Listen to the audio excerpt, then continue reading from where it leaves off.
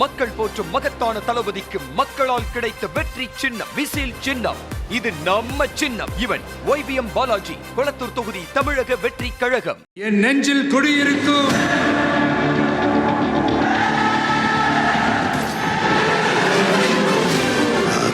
தளபதி.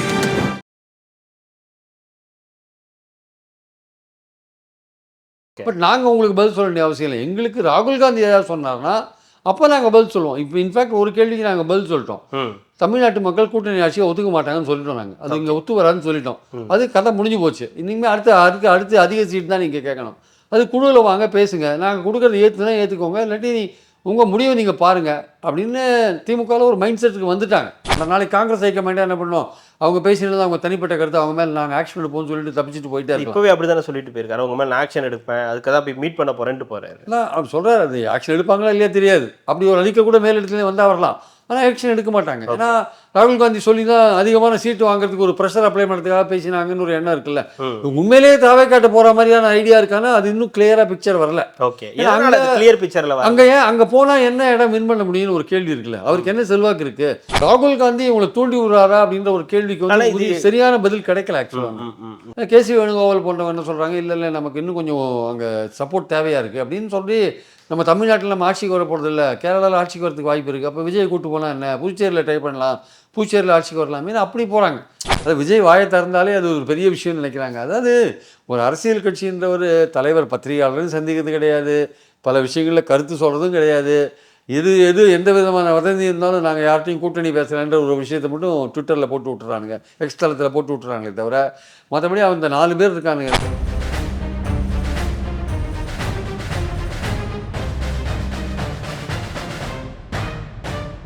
ரெட்ரோலுக்ஸ் நிஜங்களுக்கு வணக்கம். நான் கார்த்திக். இன்றைய பொலிட்டிக்கல் பல்ஸ் நிகழ்ச்சியில் நம்முடைய இணைந்திருப்பவர் மூத்த பத்திரிகையாளர் திரு பிரியன் அவர்கள். இந்த நிகழ்ச்சிக்கு போகிறதுக்கு முன்னாடி இந்த நிகழ்ச்சியை பார்த்துக்கிட்டு இருக்காங்க, சப்ஸ்கிரைப் பண்ணாமல் பார்க்குறவங்க சப்ஸ்கிரைப் பண்ணிவிட்டு தொடர்ந்து வீடியோ பார்த்தீங்கன்னா அது இன்னும் எங்களுக்கு ஊக்கம் தரும். வணக்கம் பிரியன் சார். வணக்கம் சார். தமிழ்நாட்டில் இப்போ அதிகம் பேசு பொருளாக இருக்கக்கூடியது இந்த அரசியல் வட்டாரத்தில் திமுக காங்கிரஸ் கூட்டணியுடைய இந்த நிலை தான். இது என்னவா இருக்குது அப்படின்றது ஆரம்பத்திலேருந்து சின்னதாக ஆரம்பித்த ஒரு பிரச்சனை இப்போ பெரிய பூதாகரமாக வெடிச்சிருக்கு. கனிமொழியும் ராகுல் காந்தியும் சந்தித்ததற்கு பிறகு எல்லாமே ஸ்மூத் ஆகிடும் நினச்சிட்டு இருந்த விவகாரம் அதற்கு பிறகு இன்னும் அது வேகம் எடுத்திருக்கு அப்படின்றது தான் பெரிய பேசுபொருள். அதுவும் குறிப்பாக நேற்றைய தினம் மதுரையில் நடந்த ஒரு மாவட்ட அளவிலான காங்கிரஸ் கூட்டத்தில், செயற்குழு கூட்டத்தில் ஒரு தீர்மானம் நிறைவேற்றப்பட்டிருக்கு. அந்த தீர்மானத்தில் ஆட்சியில் பங்கு அப்படின்ற ஒரு முக்கியமான தீர்மானம் நிறைவேற்றப்பட்டிருக்கு. அதற்கு எதிராக இப்போது செல்வப்பெருந்தை அவர்கள் கண்டனம் தெரிவிச்சிருக்காங்க. அதற்கு எதிர்த்து மாணிக்கம் தாகூர் அவர்கள் மீது நடவடிக்கை எடுப்பதற்காக பெங்களூருக்கு நான் வந்து போகிறேன், மல்லிகார்ஜுன கார்கே பார்க்க போகிறேன்றாங்க. ஆக்சுவலாக என்ன நடக்குது? திமுக காங்கிரஸ்குள்ளே இவ்வளவு பிரச்சனைகள் எதனால் வெடிச்சிருக்கு சார்? இல்லை, அதாவது வந்து திமுக காங்கிரஸ் கூட்டணின்றது கடந்த 3 தேர்தலாக இன்டாக்டாக இருக்குது, வெற்றியை பார்த்துட்டு இருக்கிற ஒரு கூட்டணியாக இருக்குது. ஓகே, போன தேர்தல், அதுக்கு முந்தைய தேர்தல், எல்லா தேர்தலையுமே திமுக அணின்னு ஒன்று இருக்கும், அதிமுக அணின்னு ஒன்று இருக்கும். இப்போ இந்த தேர்தலில் தான் விஜய் அணின்னு ஒன்று வந்திருக்கு. விஜய் ஒரு கட்சி ஆரம்பிச்சிருக்கார். ஆட்சியிலையும் பங்கு, அதிகாரத்திலையும் பங்கு, நம்ம கூட வர யாருக்கும் கொடுக்குறோன்ற மாதிரி ஒரு விஷயத்தை ஓப்பன் பண்ணிட்டார். அப்போ அந்த ஓப்பன் பண்ணதுலேருந்தே அவர் வந்து ஒரு ஆப்ஷனாக இருக்கார். இந்த அதிமுக இருக்கிற கட்சிகளுக்கும் ஒரு ஆப்ஷனாக இருக்கார், திமுகவில் இருக்கிற கட்சிகளுக்கும் ஒரு ஆப்ஷனாக இருக்கார், குறிப்பாக காங்கிரஸுக்கு ஒரு ஆப்ஷனாக இருக்கார். அது காங்கிரஸ் என்ன நினைக்கிறாங்க, காங்கிரஸ்காரங்களுக்கு ஏற்கனவே சில வருத்தங்கள் இருந்தது. திமுக வந்து சரியாக மதிக்கிறது இல்லை, உள்ளூரில் மதிக்கிறது இல்லை, அங்கே கலெக்டர் மதிக்கிறது இல்லை, அதிகாரிகள் மதிக்கிறது இல்லை, கட்சிக்காரங்க மதிக்கிறது இல்லை, திமுக மாவட்ட செயலர் மதிக்கிறது இல்லை அப்படின்னு அவங்களுக்கு ஒரு பெரிய வருத்தம் இருக்குது. அதனால் நம்ம வந்து வெறும்னா வந்து கூட்டணியில் சேர்ந்து போட்டி இடங்களை வாங்கி போட்டி வெற்றி பெறதோடு நம்ம முடிஞ்சு போச்சு. அதுக்கப்புறம் அடுத்த தேர்தலில் தான் நம்ம போட்டி போடுறோம், அது நமக்கு வேலையும் நடக்கிறது கிடையாது, கௌரவமாக நடத்துறதும் கிடையாது அப்படின்னு கீழே இருக்கிற காங்கிரஸ்காரங்களுக்கு வருத்தம் இருக்குது. அதுதான் மாணிக் தாக்கூர் போன்றவர்களும் அந்த வருத்தம் நிறையவே இருக்குது. பிரவீன் சக்கரவர்த்திக்கு அவருக்கு வேறு பல விஷயங்கள்லாம் திமுகவோட பிரச்சனைகள்லாம் இருக்குது. அது மாதிரி இருக்கும்போது இந்த கூட்டணி இந்த விஷயங்கள் வரும்பொழுது அவங்க என்ன நினைக்கிறாங்க, விஜய் ஒரு ஆப்ஷன் இருக்கிறதுனால நம்ம அதிகமான சீட்டுகள், ஆட்சியில் பங்குன்ற விஷயத்தை முன்னாடி வச்சு திமுகட்ட ஒரு களமாடினா அவங்க வந்து நமக்கு ஆட்சியில் பங்கு கொடுக்குறாங்களே அதிகமான சீட்டை கொடுப்பாங்க அப்படின்னு ஒரு இடத்துல ப்ளே பண்ணுறாங்க. ஆக்சுவலாக விஜயை காமிச்சு தாவேக்காக்கு போகிற மாதிரி. உண்மையிலேயே தாவேக்காக்கு போகிற ஆர்வம் அவங்களுக்கு இருக்கா இல்லையான்றது இன்னும் தெளிவாக தெரியல. ஆக்சுவலாக ஓகே, தெளிவாக வந்து தாவேக்காக்கு போகணும்னு தீர்மானம் பண்ணாங்களான்னு இன்னும் மேலிடம் வந்த மாதிரி முடிவு எடுத்த மாதிரி தெரியும். ஆனால் மேலிடம் வந்து இதற்கு எதுக்குமே எதிர்ப்பும் தெரிவிக்கும். ஆமாம், இவங்க 2 பேர் பேசுறதுக்கு இவங்க 2 பேர் தான், குறிப்பாக ஒரு 3 பேர் 4 பேர் பேசுகிறாங்க வச்சுக்கோங்களேன். அதுவும் ஜோதிமணிலாம் கூட இப்போ அமைதியாயிட்டாங்க. இந்த அதாவது இவங்க பேசுறது எப்படி இருக்குன்னா, காங்கிரஸ் திமுக கூட்டணி இல்லைன்ற லெவலில் பேசல. காங்கிரஸ் திமுக கூட்டணிக்கு உள்ளேயே அதுக்குள்ளே ஒரு குடைச்சல் கொடுக்குற மாதிரியான விஷயங்களை பேசுகிறாங்க. திமுகவை எரிச்சல் அடைகிற மாதிரி விஷயங்கள். 5000 ரூபாய் நீங்கள் கொடுத்தா போருமா, அதை வச்சு வின் பண்ணுவீங்களா, அது ஒரு மூட நம்பிக்கை அப்படின்னு அவர் சொல்கிறாரு. அப்புறம் வந்து நீங்கள் எங்களை அடித்தா நான் திருப்பி அடிப்பேன்னு மாணிக் தாக்கூர் சொல்கிறார். நான் உங்களோட தப்பெல்லாம் நாங்கள் வந்து டிஃபெண்ட் பண்ண வேண்டியதாக இருக்குன்னு மாணிக் தாக்கூர் சொல்கிறார். நீங்கள் பண்ணுற ஊழலெல்லாம் டிஃபெண்ட் பண்ண வேண்டியதாக இருக்குன்னு இன்டெரக்டாக சொல்கிறார். ஸோ இந்த மாதிரிலாம் இருக்கும்போது அது வந்து திமுகவை எரிச்சல் படுத்துகிற ஒரு விஷயம். இப்போ திமுகவுடைய பொறுமையை சோதிக்கிற ஒரு விஷயமா போகிறது. அவங்க திமுக என்ன சொல்கிறாங்க, நீங்கள் ஆட்சியில் பங்கோ இல்லை வேறு எது வேணால் கேளுங்க, கூட்டணிக்குள்ளே ஒரு குழு போட்டிருக்கோம், அந்த குழு பேச்சுவார்த்தை நடத்த ஆரம்பிக்கும். அப்போ நீங்கள் அதெல்லாம் சொன்னீங்கன்னா அதுக்கு நாங்கள் உரிய பதில் சொல்லுவோம். அதுக்கப்புறம் நீங்கள் உங்கள் தலைமையை கன்சல்ட் பண்ணுங்கள், பிடிக்குதோ பிடிக்கலையோ அதுக்கப்புறம் பின்னாடி தீர்மானிச்சிக்கலாம். எதுக்காக வெளியில் பேசுறீங்க, இதன் மூலமாக நீங்கள் என்ன சாதிக்க போகிறீங்க? நீங்கள் எதாக இருந்தாலும் அந்த குழுவில் நாங்கள் பேசும்போது நீங்கள் சொல்கிறதுக்கு நாங்கள் என்ன பதில் சொல்கிறோமோ அதுதான் பதில். நாங்கள் உங்களுக்கெல்லாம் தனித்தனியாக மாணிக் தாக்கூருக்கு பதில் இவருக்கு பதிலெலாம் சொல்லிட்டு இருக்க முடியாது. பிரவீன் சக்கரவர்த்திக்கு பதிலாக நீங்கள் என்ன வேணால் சொல்லிட்டு போகலாம். உங்கள் காங்கிரஸில் வேணால் பெரிய அதிகபட்ச ஜனநாயகம் இருக்கலாம். பட் நாங்கள் உங்களுக்கு பதில் சொல்ல வேண்டிய அவசியம் இல்லை. எங்களுக்கு ராகுல் காந்தி ஏதாவது சொன்னார்னா அப்போ நாங்கள் பதில் சொல்லுவோம். இப்போ இன்ஃபேக்ட் ஒரு கேள்விக்கு நாங்கள் பதில் சொல்லிட்டோம். தமிழ்நாட்டு மக்கள் கூட்டணி ஆட்சியை ஒத்துக்க மாட்டாங்கன்னு சொல்லிட்டோம். நாங்கள் அது இங்கே ஒத்து வராதுன்னு சொல்லிட்டோம். அது கதை முடிஞ்சு போச்சு. இனிமேல் அடுத்து அதிக சீட் தான் நீங்கள் கேட்கணும். அது குழுவில் வாங்க பேசுங்க, நாங்கள் கொடுக்குறது ஏற்றுனா ஏற்றுக்கோங்க, இல்லாட்டி உங்கள் முடிவை நீங்கள் பாருங்கள் அப்படின்னு திமுகவில் ஒரு மைண்ட் செட்டுக்கு வந்துட்டாங்க. வெளியே போனாலும் பரவாயில்லன்ற மைண்ட் செட்டுக்கு வந்துட்டாங்க. அவங்க என்ன நினைக்கிறாங்க, இதுக்கப்புறமும் சோனியா காந்தி சொல்லி உள்ளே வந்தால் அந்த கீழே ஒர்க்கர்ஸ் ஜெல்லாகி வேலை செய்ய மாட்டாங்க அப்படின்னு நினைக்கிறாங்க. குறிப்பாக அந்த இவ்வளோ நாள் வேலை செஞ்சவங்க, இத்தனை தேர்தலில் கூட்டணியாக இருந்து ஒன்றா வேலை செஞ்சவங்க, இப்போ இந்த ஒரு சின்ன காரணத்தினால கீழே வேலை வழக்காம சின்ன காரணம் இல்லை, பெரிய காரணம். நான் சொல்றது என்னன்னா, இதனால அவங்களுக்குள்ள ஒரு ஜெல் வராமல் போயிடும். திமுகவை கேள்வி கேட்கறாருல்ல, அவர் தலைமையே கேள்வி கேட்கறாரு. நின்று பெரிய ஆளா நீங்கள், நான் திருப்பி அடிப்பேன்லாம் சொல்கிறாருல்ல, அதெல்லாம் தப்பு இல்லை. அதெல்லாம் இல்லை, நீங்கள் ஊழல் கட்சி உங்களை டிஃபெண்ட் பண்ண வேண்டியிருக்குன்றாரு. அப்புறம் வந்து நீங்கள் இன்னும் 5000 ரூபா கொடுத்தா வின் பண்ணுவீங்களான்னு கேட்குறாரு பிரவீன் சக்கரவர்த்தி. இதெல்லாம் வந்து சாதாரண வார்த்தைகள் இல்லை. அதனால் வந்து அவங்க அது வந்து ஆட்சியில் பங்கு கேட்பது எங்கள் உரிமை, நாங்கள் இல்லாட்டி நீங்கள் ஆட்சிக்கே வர முடியாதுன்றார். நாங்கள் இல்லாட்டி நீங்கள் அரியணையே ஏற முடியாதுன்றார். பட் அதெல்லாம் வந்து சாதாரண விஷயம் கிடையாது இல்லை. ஓகே, ஆனால் இவ்வளோ நடந்தும் பொறுமையாக இருக்கக்கூடிய காரணம் என்ன சார்? திமுக இவ்வளோ பொறுமையாக இருக்கிறதுக்கு என்ன காரணம்? இல்லை, அவங்க வந்து காங்கிரஸே தானாக போட்டு நம்மளுடைய ஸ்டாண்டில் நம்ம உறுதியாக இருந்துப்போம், காங்கிரஸ் என்ன முடிவுனா எடுத்துக்கிட்டோம்னு நினைக்கிறாங்க. நம்ம ஸ்டாண்டில் ஆட்சியில் பங்கு கிடையாது. இழுபறி நிலைமை வந்ததுன்னா பங்கு கொடுப்பாங்க. ஓகே, தனித்து மெஜாரிட்டி வந்தாலும் பங்கு கிடையாது. குறைஞ்ச இடத்துலையும் போட்டி போட மாட்டோம். பார்க்குற மக்களுக்கு நம்ம கூட்டணி ஆட்சி தான் அமைக்க போகிறோம்னு தெரிகிற மாதிரி ஒரு 140 இடம் 150 இடத்துலாம் போட்டி போட மாட்டாங்க. கூட்டணி கட்சிகளுக்கு அதிகமான இடம்லாம் கொடுக்க மாட்டோம். நாங்கள் 170 175 இடங்கள் தான் போட்டி போடுவோம். அது குறைஞ்சி போட்டி போட மாட்டோம். இழுபறி வந்தால் வேணால் கன்சிடர் பண்ணலாம், தனித்து மெஜாரிட்டி வந்தால் கிடையவே கிடையாது. இதுதான் அவங்களுடைய பாயிண்ட்டாக இருக்குது. மேலிட வந்து இதை பார்த்துட்டு சும்மா இருக்கேன்ட்டு தான் எல்லாருமே கேள்வி கேட்குறாங்க. அப்போ காங்கிரஸ் மேலிடத்துக்கு இது தெரியாதா? அவங்களுக்கு தெரிஞ்சுதான் அவங்க செய்கிறாங்கன்னா ஒருவேளை அவங்க 2 காரணத்தினால அவங்க பண்ணலாம். ஒன்று வந்து காங்கிரஸில் உட்கட்சி ஜனநாயகம் அதிகமாக இருக்குது, யார் வேணால் என்ன வேணால் பேசலாம், அது அவங்களோட சொந்த கருத்துன்னு பின்னாடி தப்பிச்சுட்டு போகலாம். இன்னொன்று வந்து திமுகவுக்கு ஒரு அழுத்தம் கொடுக்கணும், அதிக சீட்டு வாங்கணும், ஆட்சியில் பங்கு இல்லாட்டியும் பரவாயில்ல அதிக சீட்டு வாங்கணும் அப்படின்ற ஒரு எண்ணம் இருக்கலாம். அது மேலிடமே தூண்டி. இது வந்து அப்படிப்பட்ட ஒரு இடமா இது? இந்த அதிக சீட் வாங்குறதுக்கு இவ்வளவு அதிகமாக பேசவா? இல்லை, காங்கிரஸ் வந்து கூட்டணி விட்டு போயிட போகுதுன்னு ஒரு தாவேக்கா ஒரு ஆப்ஷனாக இருக்குன்ற ஒரு விஷயம் இருக்குல்ல. ஓகே, அதனால் வந்து இப்போ காங்கிரஸ் இல்லைன்னா என்னாக நீங்கள் கேட்கலாம். காங்கிரஸ் இல்லைன்னா வந்து இவங்க திமுக அதை பற்றி கவலைப்படல போயிடுவாங்க அப்படின்னு ஒரு அவங்க வேலையை பார்த்துன்னு போவாங்க. இல்லை அவங்க இப்போ காங்கிரஸை பற்றி கவலைப்பட வச்சுக்கோங்க. ஓகே, ஆனால் காங்கிரஸ் அந்த கூட்டணியில் இல்லாட்டி பல பேர் நினைக்கிறாங்க அந்த கூட்டணி வலுவிழந்த மாதிரி காட்சி அளிக்கும். அவங்களோட ஓட் பர்சன்டேஜ் கம்மியாக இருந்தாலும் அது ஒரு நேஷனல் பார்ட்டி, அது கூட இருக்கிறது வந்து அந்த கூட்டணியை வந்து ஒரு வலுவாக இருக்கிற மாதிரியான தோற்றத்தை கொடுக்குது. ஆக்சுவலாக பர்செப்ஷன் வைஸ் அது ஒரு பேச்சுவார்த்தை.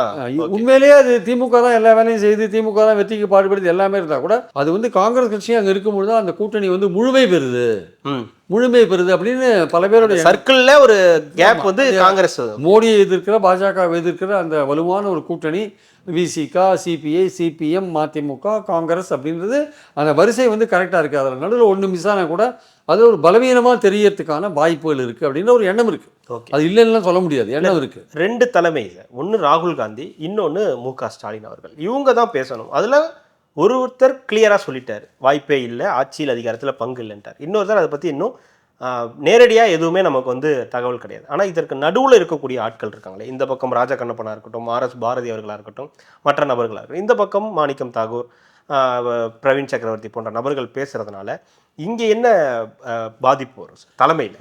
இல்லை தலைமையில் ஒன்றும் பாதிப்பே வராது. அதுதான் வந்து அவர் தெளிவாக என்ன சொல்கிறார், அந்த இந்தியா டுடே கான்க்ளேவில் பிரதர்ன்னு தான் சொல்றாரு. என்ன சொல்கிறாரு, அரசியலை தாண்டி எங்களுக்குள்ள வந்து ஒரு நல்ல நெருக்கம் இருக்கிறதுன்னு சொல்கிறார் அவர் ஆக்சுவலாக. ஆனால் அவங்க என்ன ஃபீல் பண்ணுறாங்க, ஈவன் 2021 கூட காங்கிரஸுக்கு 20 சீட் தான் தரதான்னாங்க திமுக. அது ரொம்ப ஸ்டபானாக இருந்தாங்க.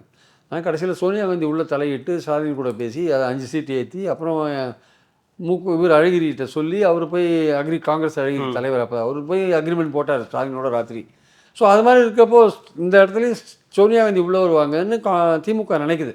இப்போ கனிமொழிக்கு உடம்பு சரியில்லை, இல்லாட்டி அவங்க போய் ராகுல் காந்திகிட்ட பேசுவாங்க. அவர் ஷீ இஸ் நாட் வெல் நினைக்கிறேன், அதனால் அவங்க போகல. ஸோ அதனால் வந்து இந்த குழு பேச ஆரம்பித்த பிறகு, குழு மூலமாக பல விஷயங்களை கன்வே பண்ண பிறகு, அப்போ காங்கிரஸ் மேலிடம் என்ன முடிவுக்கு வருதோ அதை பொறுத்து நம்ம பேசிக்கலாம், அதை பொறுத்து முடிவு எடுத்துக்கலாம், நம்ம அவசரமே பட வேண்டாம் அப்படின்றது தான் திமுகவோட நிலைப்பாடாக இருக்குது. கீழே இவங்க பேசுகிறவங்களை பற்றி நம்ம கவலைப்பட வேண்டாம், எல்லாருக்கும் நம்ம பதில் சொல்லியிருந்தால் அதுக்கு நமக்கு நேரம் இருக்காது. நமக்கு அடுத்தடுத்து கவனிக்க வேண்டிய வேலைகள் என்றைக்கு நோட்டிஃபிகேஷன் போடுவோம் தெரியாது. ஏன்னா பாஜக கவர்மெண்ட் என்றைக்கு திமுக கவர்மெண்ட்டை வந்து முடக்கணும், செயல்பட விடாத பண்ணணும், இல்லாட்டி அவங்க பாட்டுக்கு அந்த 5000 ரூபா கொடுத்த மாதிரி ஏதாவது ஒரு ஆக்ஷன் எடுத்துகிட்டே இருப்பாங்க அப்படின்னு அவங்க நினைக்கிறாங்க. அதுக்குள்ளே இவங்க பண்ண வேண்டிய வேலை, கவர்மெண்ட்டில் பண்ண வேண்டிய வேலை, கட்சி ரீதியாக பண்ண வேண்டிய வேலையெல்லாம் நிறையா வச்சுருக்காங்க. மாநாடு, இளைஞர் மாநாடு, அந்த மாநாடெல்லாம் நிறையா போடுறாங்க. வாக்கு வச்சுட்டு முகர்வோர் மாநாடெல்லாம் போடுறாங்க. அதனால் அந்த வேலைகள்லாம் முடிக்கணும்னு அவங்க அந்த தங்களுடைய கட்சியை வந்து இன்னும் அந்த இதில் பலப்படுத்திகிட்டே போயிட்டுருக்காங்க. அந்த ஓட்டு வாங்குற விஷயத்தில் பலப்படுத்திகிட்டே போயிட்டுருக்காங்க. இப்போ இந்த விஷயத்தில் நம்ம கவனிக்க வேண்டாம், நம்ம முறைப்படி நம்ம நோட்டிஃபிகேஷன் போட்ட பிறகு நமக்கு ஃபுல் டைம் கிடைக்கும் இந்த விஷயத்தை கவனிக்கிறதுக்கு. அப்போ நம்ம பேசி முடிவு பண்ணிக்கலாம்னு திமுகவுடைய எண்ணம் அதுவாக இருக்குது ஆக்சுவலாக. அதனால் இவங்களுக்கு நம்ம பதில் சொல்லி நம்ம காலத்தை விரையம் பண்ண வேண்டாம். நாளைக்கு காங்கிரஸ் ஹைக்கமாண்டே என்ன பண்ணோம், அவங்க பேசினது அவங்க தனிப்பட்ட கருத்து, அவங்க மேலே நாங்கள் ஆக்ஷன் எடுப்போம்னு சொல்லிட்டு தப்பிச்சுட்டு போயிட்டே இருக்கோம். இப்போவே அப்படி தானே சொல்லிட்டு போயிருக்காரு, அவங்க மேலே நான் ஆக்ஷன் எடுப்பேன், அதுக்கு தான் போய் மீட் பண்ண போகிறேன்ட்டு போகிறாரு. அவர் சொல்கிறார், அது ஆக்ஷன் எடுப்பாங்களா இல்லையா தெரியாது. அப்படி ஒரு அறிக்கை கூட மேலிடத்துலேயே வந்தால் வரலாம், ஆனால் ஆக்ஷன் எடுக்க மாட்டாங்க. ஏன்னா ராகுல் காந்தி சொல்லி தான் அதிகமான சீட்டு வாங்குறதுக்கு ஒரு ப்ரெஷர் அப்ளை பண்ணுறதுக்காக பேசினாங்கன்னு ஒரு எண்ணம் இருக்குல்ல. உண்மையிலேயே தாவே காட்ட போகிற மாதிரியான ஐடியா இருக்கானா, அது இன்னும் கிளியராக பிக்சர் வரல. ஓகே, கிளியர் பிக்சரில் அங்கே ஏன் அங்கே போனால் என்ன இடம் வின் பண்ண முடியும்னு ஒரு கேள்வி இருக்குல்ல. அவருக்கு என்ன செல்வாக்கு இருக்குது, அவர் சொல்லலாம் 30% இருக்குன்ட்டு, பட் 3% கூட இருக்கான்னு தெரியாது, 4% இருக்கா தெரியாது, 10% இருக்கான்னு தெரியாது. இல்லை, இதை தாண்டி அவங்க சொல்கிற ஒரு முக்கியமான வார்த்தை மரியாதை அப்படின்ற ஒரு விஷயம். அவங்க உரிய மரியாதை எங்களுக்கு கொடுக்கறதே இல்லை அப்படின்ற ஒரு வார்த்தையை தான் மாணிக்கம் தாக்கூர். உண்மைதான் சார், கீழ் லெவலில் உரிய மரியாதை உங்களுக்கு கிடைக்கலன்றது உண்மைதான்.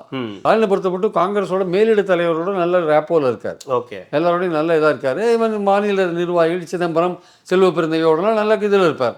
ஆனால் வந்து கீழ்மட்டத்தில் வந்து அவங்க திமுகவை ஃபேஸ் பண்ணும்போது பல விதங்களில் அவங்களுக்கு அவமரியாதை ஏற்படுது.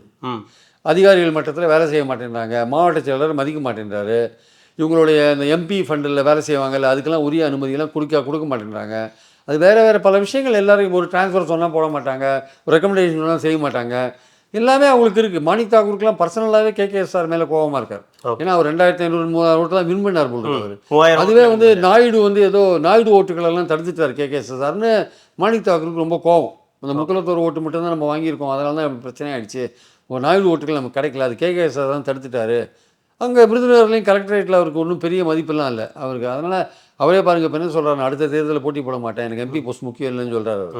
அவருக்கு தெரிஞ்சு போச்சு, இனிமேல் DMK அவரை தோக்கடிப்பாங்க தெரிஞ்சு போச்சு. அதனால் அவர் இனிமேல் அடுத்த கட்ட நடவடிக்கையை பார்த்துக்க வேண்டியதான் நினைக்கிறேன். இனிமேல் அவர் தமிழ்நாட்டில் காங்கிரஸ் திமுக கூட்டணியில் அவர் போட்டி போட்டார்னா அவருக்கு திமுக அவர் கண்டிக்காது. அவர் போட்டி போட்டால் எப்படி இப்போ இவருக்கு பிரவீன் சக்கரவர்த்திக்கு மயிலாடுதுறை கொடுக்கக்கூடாதுன்னு சொன்னாலும் அது மாதிரி அவர் கொடுக்க வேணாம்னு சொல்லுவாங்க. அது இது தனி மனிதர்களுடைய ஆர்வமாக இருக்கா வெளியே போகணும் அப்படின்ற, கூட்டணியிலேருந்து வெளியே போகணுன்றது காங்கிரஸில் இருக்கக்கூடிய ஒரு சில தனி மனிதர்களுடைய விருப்பமாக இருக்கா? தனி மனிதர்களுக்கு ஏற்கனவே திமுக மேலே கொஞ்சம் கோபம் விருப்பம்லாம் இருக்குது. அந்த கோபத்தை வந்து படிச்சுட்டு இந்த ஆளுங்களுக்குலாம் கோபம் இருக்குது, நம்ம இவங்களை பேச அலோவ் பண்ணலாம், இவங்க பேசுறது இவங்க பேசி ஒரு ப்ரெஷர் கொடுக்கட்டும், இதன் மூலமாக ஒரு 2-3 சீட் அதிகமாக வந்தால் நல்லது தானே காங்கிரஸ் மேலே நினைக்கலாம். ஓகே, ஆனால் அதை தாண்டி நீங்கள் சொல்கிற மாதிரி அது கீழே ஜெல்லாகாதப்போ அது வெற்றியை பாதிக்கும் இல்லையா? ஆமாம், ஆனால் அதில் தான் என்னென்னா திமுக அது மாதிரி கூட்டணி வந்துருச்சுன்னா ஒருவேளை திமுகவோட அந்த இடத்துல அதிமுக ஜெயிச்சா அது திமுக கூட்டணிக்கு தானே பலவீனம். அதனால திமுக எப்படியாவது வெற்றி பெறத்துக்காக போராடுவாங்க. அந்த ஏற்கனவே அவங்க தான் எல்லா வேலையும் கீழே செய்கிறாங்க. ஓகே, ஒன்ஸ் கூட்டணி வந்துட்டுனா வெற்றி நோக்கி தான் போவாங்க எல்லாருமே, அதுக்கு தான் உழைப்பாங்க. அதனால் அது சரி பண்ணிடலாம், ஒரு ஷார்ட் கேப்பில் நம்ம சரி பண்ண முடியும்னு ரெண்டு தலைவர்களும் நினைக்கிறதா சொல்கிறாங்க. பட் ஆனால் இருந்தாலுமே ராகுல் காந்தி இவங்களை தூண்டி விடுறாரா அப்படின்ற ஒரு கேள்விக்கு வந்து சரியான பதில் கிடைக்கல. ஆக்சுவலாக அது வந்து அவர் வந்து விஜயோட போகிறாரா அப்படின்னு, விஜயோட போகிறதுக்கு இன்ட்ரெஸ்டாக இருக்காரா, அதில் நடுவில் வந்து கேரளா அரசியல் வேறு இவ்வளோ திணிக்கிறாங்க. கேரளாவில் வந்து விஜய் வந்து பிரச்சாரம் பண்ணால் ஆளுங்கட்சியாக வந்துடும் காங்கிரஸ்ன்னு. அது கேரளாவில் இருக்கிற காங்கிரஸ்காரன் என்ன சொல்கிறான், இங்கே வந்து நடிகர்களை கூட்டு வராதீங்க, தமிழ்நாட்டில் வேணால் வச்சுக்கோங்க, இங்கே வராதிங்க, இங்கே வந்தால் எதிர்மறையாக போயிடும், அங்கே இருக்கிறவங்கலாம் மக்கள் நடிகர்கள் பாலிடிக்ஸ்லாம் விரும்ப மாட்டாங்க, நீங்கள் ஒரு நடிகரை கூட்டு வந்தீங்கன்னா பாஜக இன்னொரு மலையாள நடிகரை கூட்டு வருவான், நமக்கு அது தலைவலியாக போயிடும், வேண்டாம், அது மாதிரி பண்ண வேண்டாம்னு அங்கே கேரளா காங்கிரஸ் சொல்கிறாங்க. கேசி வேணுகோபால் போன்றவங்க என்ன சொல்கிறாங்க, இல்லை நமக்கு இன்னும் கொஞ்சம் அங்கே சப்போர்ட் தேவையாக இருக்குது அப்படின்னு சொல்லி, நம்ம தமிழ்நாட்டில் நம்ம ஆட்சிக்கு வர போகிறது இல்லை, கேரளாவில் ஆட்சிக்கு வரதுக்கு வாய்ப்பு இருக்குது, அப்போ விஜய் கூட்டு போனால் என்ன, புதுச்சேரியில் ட்ரை பண்ணலாம், புதுச்சேரியில் ஆட்சிக்கு வரலாமே அப்படி போகிறாங்க. ஆனால் தமிழ்நாடு இந்த காம்போவாக டீல் பண்ணும்போது விஜய் தேவைன்ற மாதிரி ஒரு விஷயம் வச்சுருந்தா கூட இந்தியா கூட்டணியில் திமுக ஒரு ஸ்ட்ராங்கான பார்ட்னராக இருக்குது, அதை நம்ம விடக்கூடாதுன்ற எண்ணமும் அவங்களுக்கு இருக்குது. அந்த பாயிண்ட் இருக்குது. இன்னைக்கு கூட மணிசங்கர் என்ன சொல்லியிருக்காரு, இந்தியா கூட்டணிக்கு ஸ்டாலினை ஒருங்கிணைப்பாளராக போடணும்னு இன்றைக்கி சொல்லியிருக்காரு. மணிசங்கரை சொல்லியிருக்கார். அவர் வந்து கூட்டாட்சி தத்துவத்தின்படி மாநில உரிமைகள் பறிக்கும்போது போராடுறாரு, அவர் வந்து ராகுல் காந்தி பிரதமராக தான் அவர் விரும்புகிறாருன்னு சொல்லியிருக்கார். இந்த சூழலில் மணிசங்கரையர் வந்து கொஞ்சம் காங்கிரஸ் மேலிடத்தோட கொஞ்சம் ஒரு மாதிரி தான் இருக்கார் அவரும். ஆனால் அவர் வந்து இந்த சூழலில் ஸ்டாலினுக்கு சப்போர்ட் பண்ணி பேசுறதுன்றது இங்கே இருக்கிற நிலைமையை வந்து கொஞ்சம் ஓரளவுக்கு மாத்திர வாரியான ஒரு விஷயம்தான். ஸ்டாலினை வந்து அப்ரிஷியேட் பண்ணி ஒரு காங்கிரஸ்காரர் அவர் வந்து அவருக்கு கோவம் கேசி வேணுகோபால் மேலே கோவம் போருக்கு அவரை திட்டுறாரு, கேசி வேணுகோபால் ரவுடின்னு திட்டுறாரு, அது மாதிரி திட்டுறாரு. காங்கிரஸ் மேலிடம் அவருக்கு எதுவும் வாய்ப்பு கொடுக்கலன்னு கோவத்தில் இருக்காரு. இருந்தாலுமே ஸ்டாலின் வந்து கடந்த 1-2 வருஷமாக எப்படி கூட்டாட்சி தத்துவத்துக்காக எப்படி போராடுறாரு, நீதிமன்றங்கள் எப்படி ஃபைட் பண்ணுறாரு. ஸோ அவர் வந்து இங்கே ஒருங்கிணைப்பாளராக போடலாம் இந்தியா கூட்டணிக்கு. அவருக்கு ஹிந்தி இங்கிலீஷ் தெரியாது, அந்த ஒரு டிஸ்அட்வான்டேஜ் தான் இருக்குது. மற்றபடி ராகுல் பிரதமர் ஆகிறதுக்கு ஒரு முழுசாக சப்போர்ட் பண்ணுவாருன்னு ஒரு விஷயத்தை எடுத்து வைக்கிறார். தமிழ்நாடு காங்கிரஸ்லேயே பார்த்தீங்கன்னா சிதம்பரம் ஆகட்டும், செல்வ பிறந்தகை ஆகட்டும், ஈவன் கார்கே கூட பார்த்தீங்கன்னா எல்லாருமே பெரும்பாலும் வந்து திமுக கூட்டணியோட போகிறது தான் பெட்டர்னு நினைக்கிறாங்க. இதில் ராகுல் தான் இப்படி வேறு மாதிரி சிந்திக்கிறார் அப்படின்னு சொல்கிறாங்க. ஆனால் அதுக்கு உரிய ஆதாரம் கிடைக்கல. ஓகே, அவங்க தாவேக்கா கூட போவாங்கன்றதுக்கான எந்த கிளியர் பிக்சரும் இல்லை. அது தாவேக்காவுடைய பாஜக எதிர்ப்புன்றதே ஒரு கேள்விக்குறியாக இருக்குது. அதில் வேற சந்தேகம் இருக்குது. அவங்க பாஜக எதிர்ப்பாங்களா மாட்டாங்களான்றதே கேள்விக்குறியாக இருக்குது. ஆனால் இதில் ஒரு அட்வான்டேஜ் யாருக்கு இருக்குன்னு பார்க்குறீங்க, திமுகவுக்கா காங்கிரஸ்க்கா? இந்த விஷயத்தில் ஒரு அட்வான்டேஜ் இருக்கும் இல்லையா? இதில் இப்போ திமுக இந்த கூட்டணியை வந்து விட்டுடக்கூடாது, காங்கிரஸ் வெளியே போச்சுன்னா அது ஒரு டேமேஜாக இருக்கலாம்னு நினைக்கிறேன். அதனால காங்கிரஸ்க்கு ஒரு அட்வான்டேஜாக இருக்கும் இந்த விஷயம். இல்லை உண்மையிலே தான். அதாவது சில அரசியலில் வந்து சில விஷயங்கள் வந்து கூடியவரையும் கட்டி காப்பாற்ற ட்ரை பண்ணுவாங்க. இப்போ ஸ்டாலின் அப்படி தான் இருக்கிற கூட்டணியே நம்ம கட்டி காப்பாற்றணும். 3 எலெக்ஷனாக பார்த்துட்டோம், 2 பார்லிமெண்ட்டு, ஒரு அசம்பிளி பார்த்துட்டோம். இந்த வாட்டியும் 2 அசம்பிளி பார்த்தா ஒரு பெரிய விஷயம், ஒரு கூட்டணி கண்டினியூ ஆகுதுன்றது நம்ம முயற்சி பண்ணிடலாம் தான் அவர் நினைக்கிறார். ஆனால் ஒரு கட்டத்துக்கு மேலே நீங்கள் அரசியலில் வந்து சில விஷயத்தை கண்ட்ரோல் பண்ண முடியாது, உங்கள் கைக்கு மேலே போயிடும் ஆக்சுவலாக. பட் இந்த விஷயம் அதுவரையும் கைக்கு மேலே போகலை. ஓகே, இது அது மாதிரி போகலை, கடிக்கடக்கமாக தான் இருக்கு. ஏன்னா மேலிடம் பேசலை, காங்கிரஸ் மேலிடம் பேசலை. காங்கிரஸ் மேலிடமோ காங்கிரஸோட அஃபிஷியல் ஸ்போக்ஸ் பர்சனோ ஜெயராம் ரமேஷோ வேறு யாரோ பவன் கேராவோ அவங்கெல்லாம் அஃபிஷியல், அவங்க சொன்னாங்கன்னா அஃபிஷியல். இது அவங்க சொல்லிட்டாங்கன்னா அஃபிஷியல். இவங்க சொல்கிறதெல்லாம் வந்து அஃபிஷியல். நாளைக்கு காங்கிரஸ் ஹைகமாண்ட் கழிச்சு விட்ருவாங்க இவங்கள. அதெல்லாம் அவங்க தனிப்பட்ட கருத்து, எங்களுக்கு அது சம்மந்தம் கிடையாது, கட்சி அவங்க மேலே உரிய நடவடிக்கை எடுக்கணும்னு ஏதோ சொல்லிட்டு போயிடுவாங்க. ஓகே, அஃபிஷியலாக வந்து வருஷன் வந்து பவன் கேரா சொல்கிறாரு, இல்லை வந்து ஜெயராம் ரமேஷ் சொல்கிறாரு அப்படின்னா யோசிக்க, கேசி வேணுகோபாலே சொல்கிறாரு வச்சுக்கோங்க, அதுவே கூட யோசிக்க வேண்டிய விஷயம். ஹைகமாண்ட்லன்னு சொல்கிறாங்க, அந்த மாதிரியே ராகுல் காந்தி சொல்கிறாரு வச்சுக்கோங்க. இல்லை வி வாண்ட் எடுக்க மாட்டாங்கன்றதுக்கு ஏதாவது நம்ம உறுதி சொல்ல முடியுமா? இல்லை முடிவு எடுக்க மாட்டாங்க, தாவேக்கா பக்கம் போக மாட்டாங்கலாம் சொல்லி அப்படிலாம் உறுதியாக நீங்கள் பாலிடிக்ஸில் எதையுமே சொல்ல முடியாது. இப்போ இருக்கிற சூழலில் போக மாட்டாங்கன்னு ஒரு நம்பிக்கை இருக்குது. போயிடுவாங்கன்னா போனால் என்ன பண்ணுவீங்க? போக மாட்டாங்கன்றதுக்கான வாய்ப்புகள் அதிகம் இருக்குது. ஆமாம், போவாங்கன்றதுக்கான வாய்ப்புகள் கம்மியாக இருக்குது. ஆமாம், அது ஒரு 60-40 போட்டுக்கோங்களேன். ஓகே, 60 வந்து போக மாட்டாங்க, 40 வந்து போயிடுவாங்களோ அப்படின்ற ஒரு எண்ணம். இப்போ 60-40 ஆயிடுச்சு. ஓகே, அது வந்து 80-20 இருந்தது, அதெல்லாம் இருந்தது. இப்போ வந்து 60-40 நிற்குது. ஆக்சுவலாக 4 ஒரே விஷயம் தான். அந்த குழு பேச்சுவார்த்தை ஆரம்பிக்கிறதுக்கு முன்னாடி இது எவ்வளோ தூரம் போகும்னு தெரியல. ஏன்னா இப்போ காங்கிரஸ்லேயே இப்போ குழு 2 குழுவாக பிரிஞ்சு போச்சு ஆக்சுவலாக.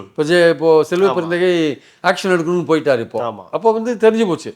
இதனால வரையும் செல்வ பிறந்தகை அந்த இடத்துக்கு போகல, இப்போ போயிட்டார். இப்போ அவர் பின்னாடி ஒரு குரூப் நிற்கும், அது திமுக சப்போர்ட் பண்ணுற குரூப்பாக இருக்கும். ஒரு குரூப் இந்த பக்கம் வரும், அது என்ன குரூப்புன்னு தெரியல. இந்த 2 பேர் தான் அதில் இருக்காங்க. வேல்சாமியை விட்டுருங்க, அவர் கணக்கெடுத்து வேணாம். இந்த 2 பேர் இருக்காங்க, இவர் பின்னாடி எவ்வளோ பேர் வரப்போறாங்கன்னு தெரியல. அப்போ காங்கிரஸே 2 குரூப்பாக வரும்போது அப்போ தான் காங்கிரஸ் மேலே முழிக்கும், உள்ளே வரும். ஓகே, இது நம்ம கட்சிக்குள்ளேயே இது பிரச்சனை ஆரம்பிச்சிருச்சுன்னா நம்ம உள்ளே வரணும்னு அப்போ தான் வரும்.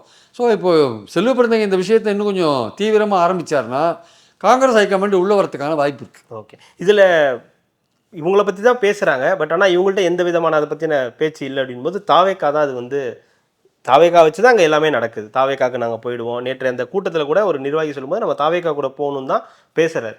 ஆனால் தாவேகா தரப்புலேருந்து எந்த விதமான செய்கைகளும் சமிக்கைகளுமே வந்து தெரியலையே. தாவேக்கா எதுக்கு தான் செய்தி சமிகைகள்லாம் சொல்கிறாங்க? அவங்க எதையுமே சொல்கிறது இல்லையே.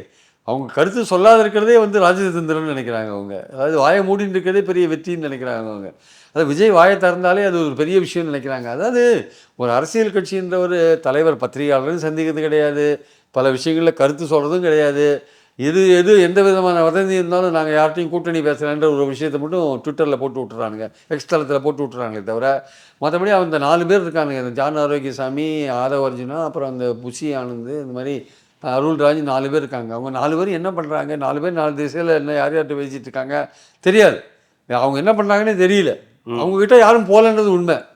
அதாவது நான் ஆட்சியில் பங்கு தரேன் எல்லாம் தரேன்னு சொல்லி கூட தாண்டி ஒரு புது கட்சி அவங்கள வச்சு காங்கிரஸ் வந்து திமுக கிட்ட பண்ணுதுன்னு போது அப்போ அவங்களுக்கு ஒரு வேல்யூ இருக்குன்னு இல்லை அவங்கள வந்து ஒரு ஊறுகாய் மாதிரி பயன்படுத்திக்கிறாங்களா, இல்லை வந்து அவங்கள வந்து ஒரு உணவு மாதிரி பயன்படுத்திக்கிறாங்களா தான் முக்கியம். ஊறுகாவை பயன்படுத்திட்டு உங்களை காமிச்சு இங்கே இடம் வாங்குறதுன்ற விஷயமா, இல்லை நீங்களே ஒரு சாலிட் ஃபுட்டாக இருக்கீங்க, நாங்கள் வந்து வரோம் சாப்பிட்றதுக்கு விரும்புகிறோம்னு சொல்கிறாங்களான்னு தெரியல. ஆக்சுவலாக வந்து இன்னும் தாவேக்கா ஊறுகாவாக இருக்கா அது உணவாக மாறிடுத்தான்றது கேள்விக்குறியாக இருக்குது. அது தொட்டுக்கு நீங்கள் சீட்டு கேட்கறத அதிகரிக்கிறாங்க. தாவேக்கா எப்படி பார்க்குதுன்னு கேட்குறேன். ஏன்னா இப்போ தாவேக்கா வச்சு தான் இதெல்லாம் நடக்குது. தாவேக்கா கூட நாங்கள் போயிடுவோம், தாவேக்கா இருக்கு, எங்களுக்கு ஒரு ஆப்ஷன் இருக்குன்னு காங்கிரஸ் பயமுறுத்துறாங்க. அப்படின்னா தாவேக்கா இதை எப்படி பார்க்குதுன்னு இருக்கு இல்லையா? நம்மளை வச்சு இவங்க பேரம் பேசுறாங்க, நம்மளை வச்சு நாடகம் நடத்துறாங்கன்னு நம்புவாங்களா, இல்லை இவங்க வராங்கன்றதை நம்புறாங்களா? அதெல்லாம் உங்களுக்கு தெரியும். நம்மளை வச்சு நாடகம் நடத்துறாங்க, நம்மளை வச்சு கேம் வர்றாங்க, எல்லாமே தெரியும். ஆனால் கடைசியில் அல்டிமேட்டாக வந்தாலும் நல்லதுன்னு நினைப்பாங்க நம்மகிட்ட. ஏன்னா அவங்க தான் கதவை திறந்தானே வச்சுருக்காங்க. அவங்களுக்கு 234 இடத்துல ஆளுங்க போடணும், கொஞ்சம் குறைஞ்சா நல்லது தானே, அதனால் வந்தாலும் நல்லதுன்னு நினைப்பாங்க. ஆனால் இவங்க போகணுமே. ஓகே, அங்கே வெற்றி வாய்ப்பு உறுதி இல்லை, அவங்க பாஜக எதிர்ப்பு நிச்சயம் இல்லை, அதனால் இவங்க அங்கே போவாங்களா இல்லையான்றது தெரியாது. இந்த எலெக்ஷனில் விஜயோடைய செல்வாக்கு என்னன்னு பார்த்துட்டு 29 வேணால் ட்ரை பண்ணி பார்ப்பாங்களே தவிர இந்த எலெக்ஷனில் போகிறதுன்றதுக்கான வாய்ப்புகள் 40% இல்லைன்னு தான் நினைக்கிறேன். ஒரு 60% இல்லைன்னு நினைக்கிறேன். ஒரு 40% அப்படி இப்படி கொஞ்சம் இருக்குது. பட் இப்போ செல்வப்பிரதிங்க இன்றைக்கி எடுத்துருக்கிற ஆக்ஷன்லேருந்து பார்க்கும்போது காங்கிரஸ் ஐக்காவது இனிமேல் முழிச்சிட்டு கொஞ்சம் இந்த டேமேஜ் கண்ட்ரோல் பண்ணுவாங்கன்னு நினைக்கிறேன். குழு பேச ஆரம்பித்த உடனே அது என்ன முடிவு எடுக்குதோ அதுபடி பார்த்துக்கலாம், தற்சமயத்துக்கெல்லாம் வாய மூடுங்கன்ற லெவலுக்கு காங்கிரஸ் ஐக்கமெண்ட் வரும்னு நான் நினைக்கிறேன். ஆக்சுவலி இந்த 22ஆம் தேதி இந்த இது குழு அமைச்சு அந்த எல்லாருக்கும் தொகுதி பங்கிட்டு சொன்னதே ஏதாவது ஒரு பர்டிகுலர் ரீசன்னு பார்க்கணுமா? 22ஆம் தேதின்னு ஒரு டேட் எட்ஜ் அவங்களுக்கு நாளைக்கு வந்து இப்போ பட்ஜெட்லாம் இருக்குது அவங்களுக்கு. அதுக்கப்புறம் அவங்க அந்த திறப்பு விழா அது இது நிறைய விஷயம் வச்சுருக்காங்க. அதெல்லாம் முடிச்சுட்டு அதுக்குள்ளே வந்து இந்த எலெக்ஷன் கமிஷன் வந்து ஏதாவது அனௌன்ஸ்மெண்ட்டாக என்ன பண்ணுறது? 22 அதாவது இந்த பட்ஜெட்லாம் முடியட்டும், இந்த திறப்பு விழாக்கள் இதெல்லாம் முடியட்டும். ஏன்னா கடைசி நேரத்தில் பல திறப்பு விழாக்கள்லாம் பண்ணிகிட்டு இருக்காங்க. அதெல்லாம் முடியட்டும்னு அவங்க வெயிட் பண்ணுறாங்க. 22க்கு அப்புறம் ஃபுல்லாக அந்த பாலிடிக்ஸில் நீங்கள் கான்சன்ட்ரேட் பண்ணலாம், இல்லை கூட்டணி சீட்டு கொடுக்கறது அதெல்லாம். அதனால் போன எலெக்ஷன்ஸில் பார்த்தீங்கன்னா February 27, 29 தான் கமிட்டியே ஃபார்ம் பண்ணாங்க திமுகவில். April 2 எலெக்ஷன் நடந்தது. அதனால் வந்து இந்த வாட்டி ஒன்றும் பெரிய அவசரம்லாம் வரல. ஓகே, காங்கிரஸ் 70 நாளைக்கு முன்னாடி ஏன் ஃபார்ம் பண்ணிட்டாங்கன்னா நாங்கள் தாவேக்கா பக்கம்லாம் போகிறீங்க உங்கள் கூட தான் இருக்கோம்னு காமிக்கிறதுக்காக ஃபார்ம் பண்ணுறதுக்காக. ஓகே, அதனால் அதில் ஒன்றும் பெரிய விஷயம் இல்லை. திமுக லேட்டாக தான் ஃபார்ம் பண்ணுறாங்க. ஓ கண்டிப்பாக சார், அடுத்தடுத்த நிகழ்வுகளில் தொடர்ந்து பேசலாம். மிக்க மகிழ்ச்சி, நன்றி. என் நெஞ்சில் குடியிருக்கும்